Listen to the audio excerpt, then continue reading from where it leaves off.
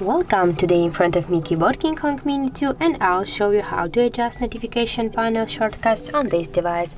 So first just open the notification bar, and right here you will see the edit icon.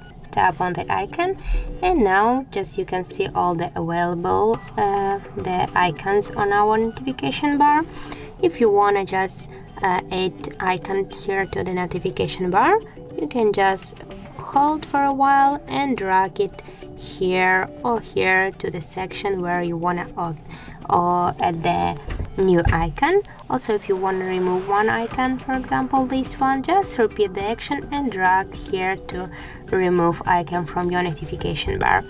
Also, if you want to just change the position of the icon, just hold for a while and drag it where you want.